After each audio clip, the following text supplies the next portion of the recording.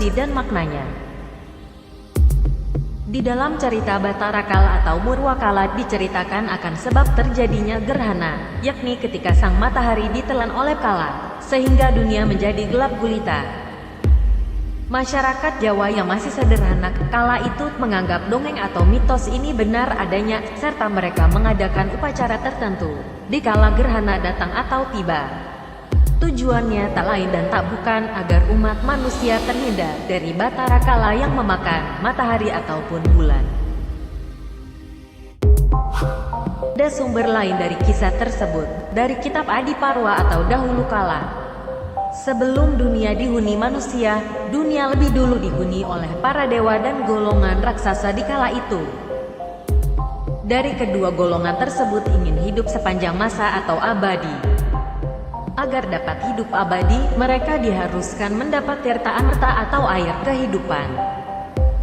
Air kehidupan tersebut berada di dalam lautan susu. Serta untuk mengeluarkan air tirta amerta harus dengan cara digergaji, memakai naga atau ular yang sangat besar. Lalu kedua golongan dari penghuni dunia itu bersepakat untuk bekerja sama agar mendapatkan air keabadian.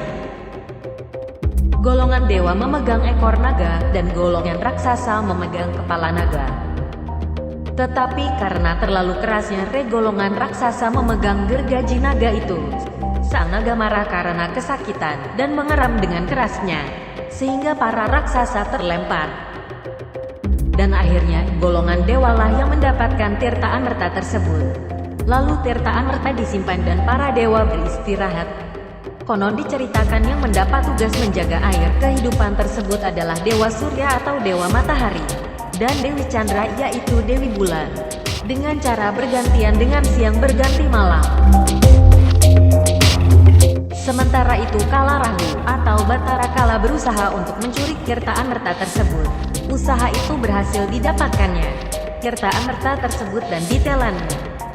Untunglah, sebelum tirta amerta dihabiskan oleh Kala Rahu atau Batara Kala, walaupun hal tersebut sebelumnya sudah diketahui oleh para dewata.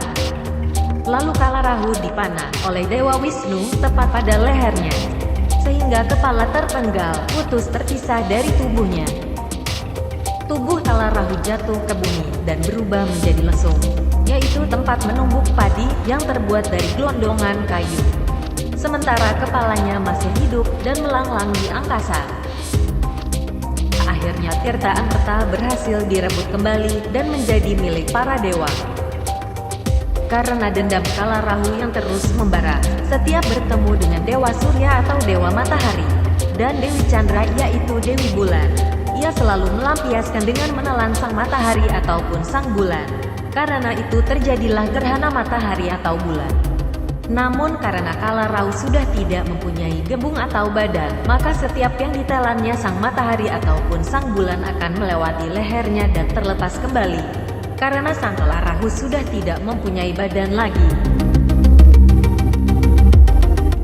Berdasarkan cerita tersebut, masyarakat Jawa tradisional beranggapan bahwa satu-satunya jalan untuk mempercepat keluarnya matahari ataupun bulan yang telah ditelan oleh Kala Rahu adalah memukul-mukul gembung badan Kala Rahu yang sudah berubah menjadi lesung tersebut.